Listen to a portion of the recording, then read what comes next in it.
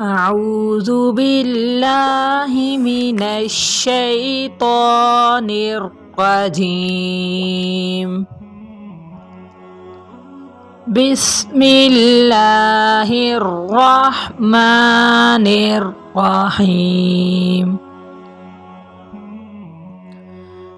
ألم تر كيف فعل ربك بأصحاب الفيل؟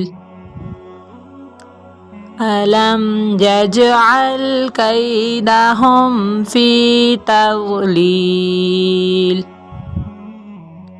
وأرسل عليهم طيرا أبابيل